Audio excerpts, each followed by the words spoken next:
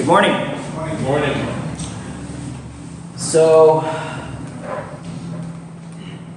yes, this is a title slide that I didn't get to show last time. It's the series of the Gospel and Grace. And just as a review, we're going to open up to 1 Corinthians. Open up our Bibles to 1 Corinthians 13. And we're going to read it first before we review things.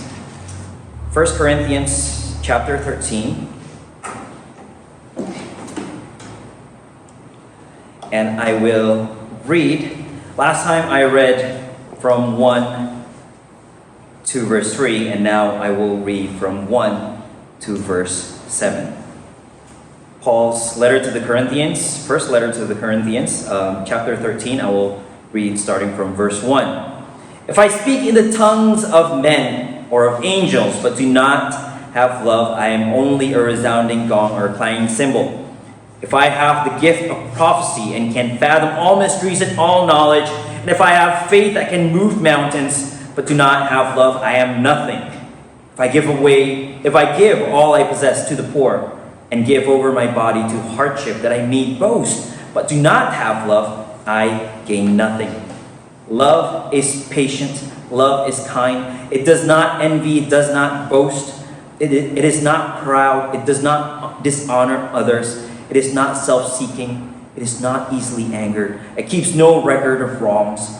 Love does not delight in evil, but rejoices with truth. It always protects, always trusts, always hopes, always perseveres. This is the word of the Lord. Yeah. So a little bit of review. Last time we talked about how you can have all the skills, you can have all the gifts, and without love, you will have nothing. We know this from the previous chapter when Paul talked about all the spiritual gifts. It's very apparent that the church of Corinthians, they're very talented, they're gifted. God has given them a lot of things that they can use to glorify God. But Paul emphasizes in this chapter that without love, it is nothing. And the second one is morality. You can give all you possess to the poor. You can do all the right things. You can be the right person. You can even sacrifice your body to suffering. But without love, it doesn't mean anything. It will just be a resounding gong or a clanging cymbal. It will just be something noisy so that people can pay attention to you and what you do. But ultimately, it does not glorify God. That is what we talked about on the previous time we talked about, we started this series. And there are a few things that I wanted to add to that because last time time didn't permit me. Sometimes we can do these things. We can use our talents. We can do morally good things out of fear, right? Yes, it all boils down to yourself. Yes, I don't want to get hurt. I don't want to be shamed. I don't want to be insulted. So I will do it out of fear.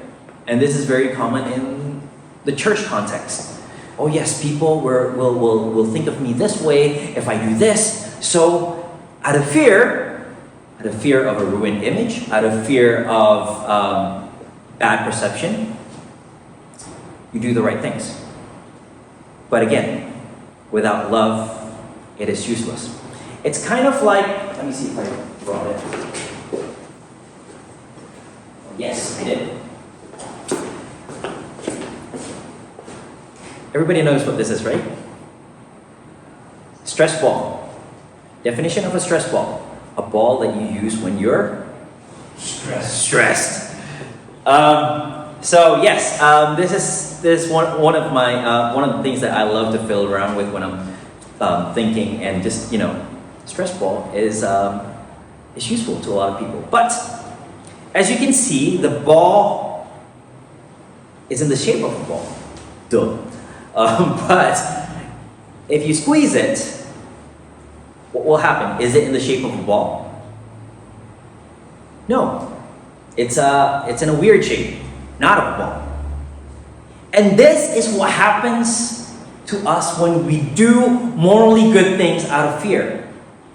Pressure will come and maybe shape us according to how we want to look, how we want others to perceive us. But when the pressure goes away, it turns back into a ball. It is not transformational. The things that you do on the outside because of a fear of a bad image, a fear of bad perception, it's not going to transform your life. Yes, it's going to make you seem like you're transformed at one point in your life, but guess what? When the pressure's gone, you will bounce back into a ball.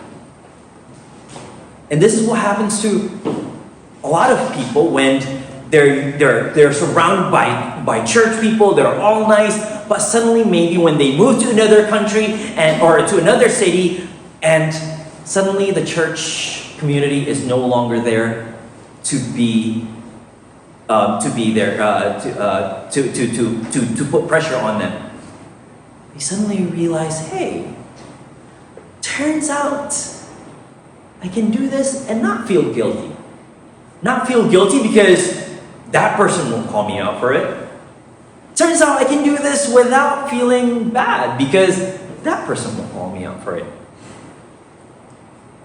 So yes, you can do things out of fear. You can be morally good and do it out of fear, but it is useless when it is not out of love because it's not transforming.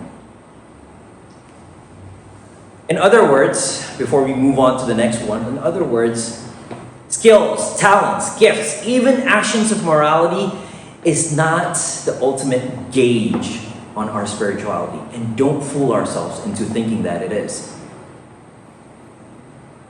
Don't fool ourselves thinking, oh, I've served this much, that means I'm good.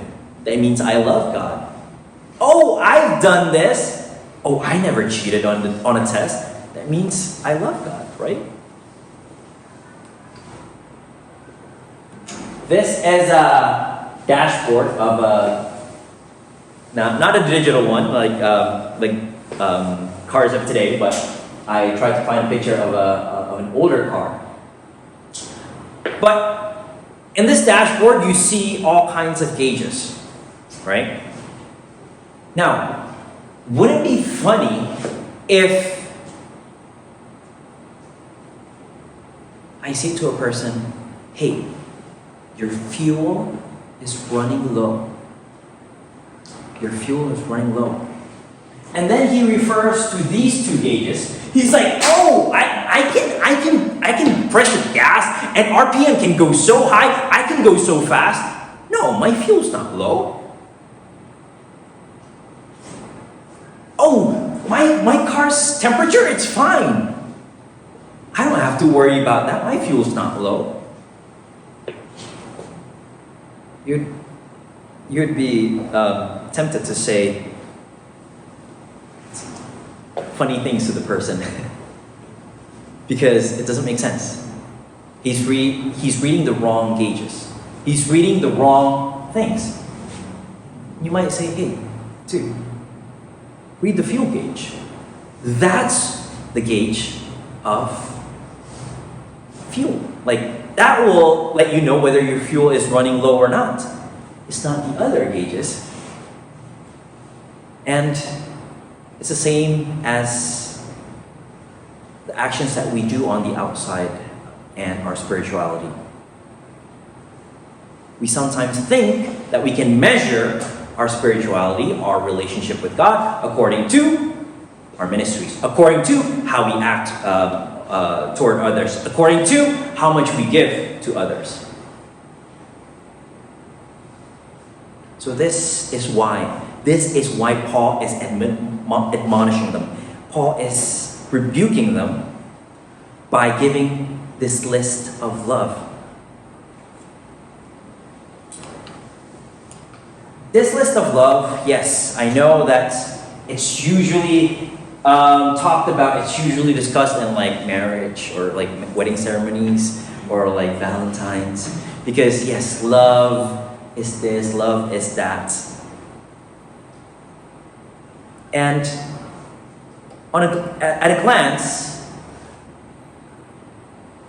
1 Corinthians 13 verses 4 to 7 that we read, it looks like it's describing love. It looks like it's describing what love looks like.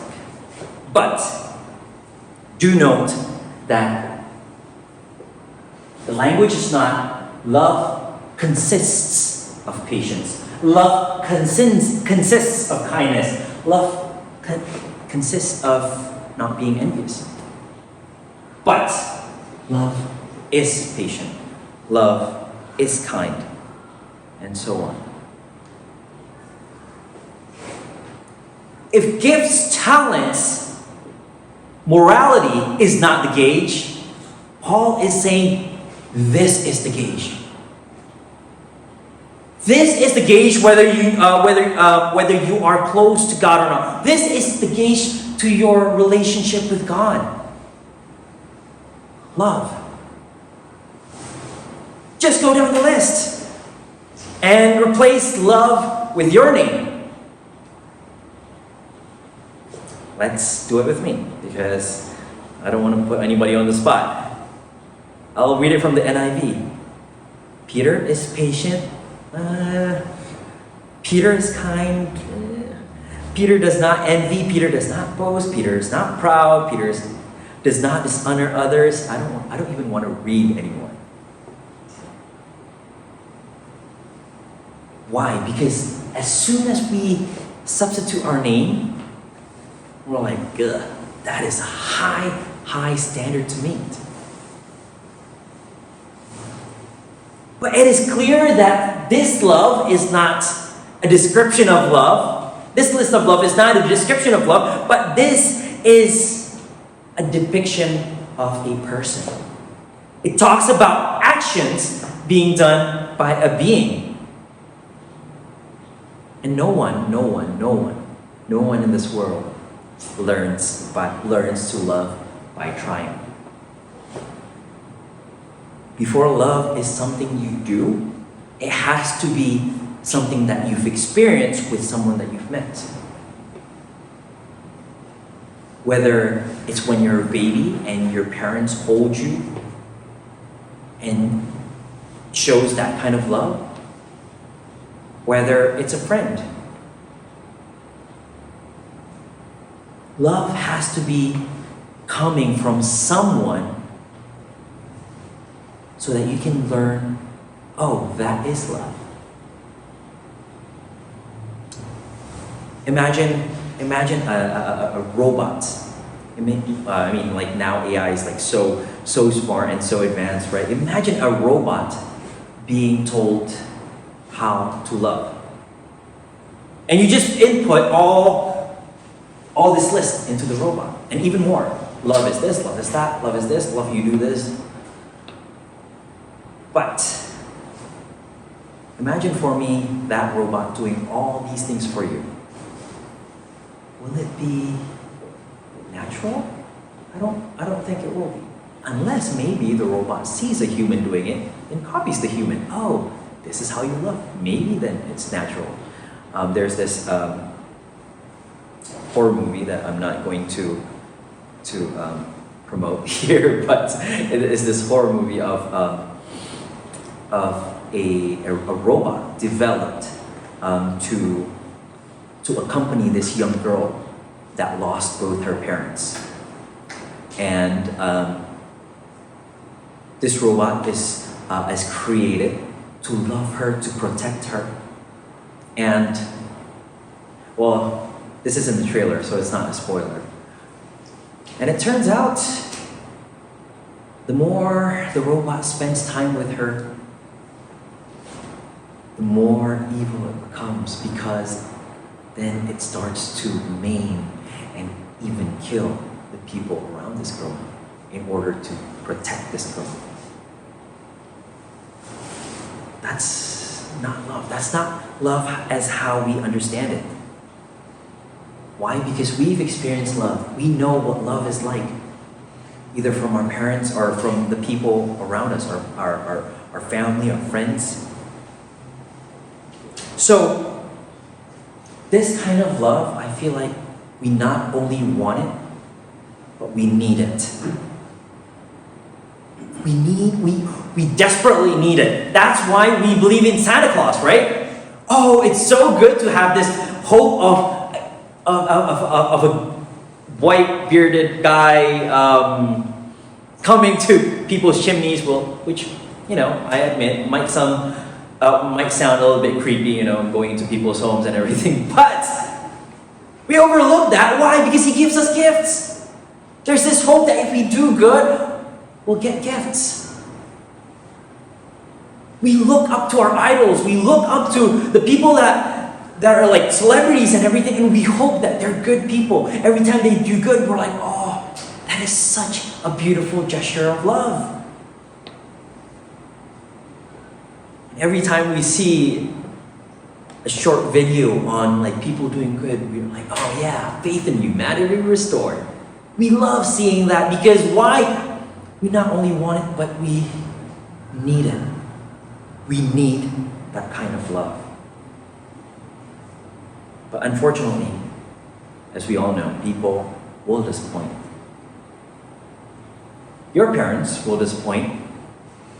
Well, I'm a parent. I know I'm disappointing my son and my daughter all the time. Your partner will disappoint. Your children will disappoint. Your friends will disappoint. No one will be able to be held up to a standard like this. And only God can love like this. And I think this is what Paul is referring to when he is writing this. He's writing about a person, and that is the love that came down from heaven. Came down and he left everything. Why? Because we're not there in heaven. Because we couldn't get to heaven. So he came down from heaven just so that we can be with God. Just so that our relationship can be restored to God. And he is showing us how he is love and how much he loves us.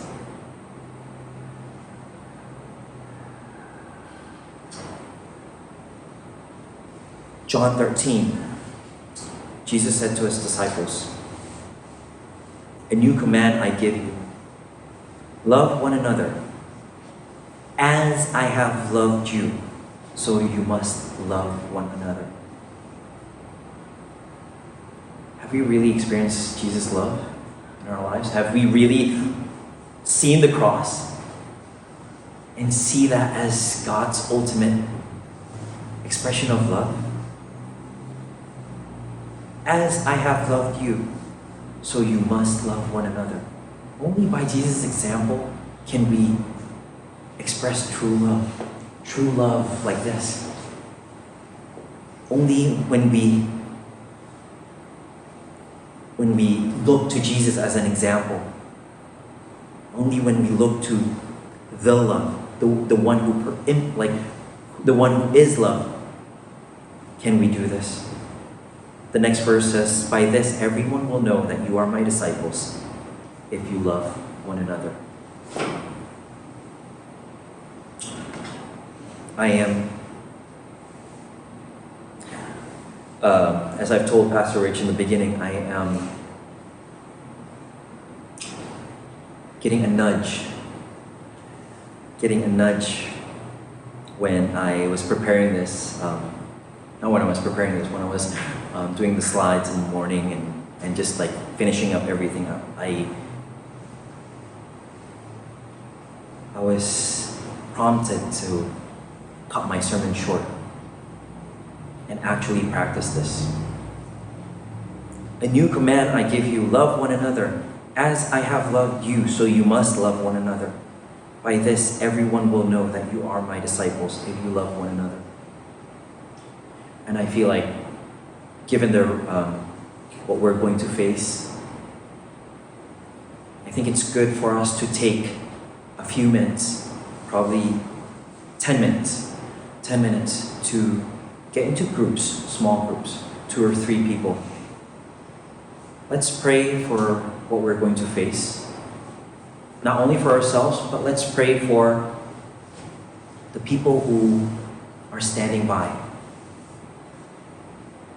to restore power lines if necessary, to restore like anything that's broken if necessary. There's so many police officers, so many civil servants are standing by to help us get through this tropical storm.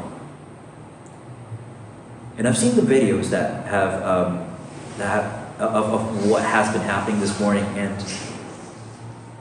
it's sad. It's sad that some people are missing. It's sad that we may have that this hurricane might have caused lives. And this is one of the ways that we can practice our love. Let's pray for them.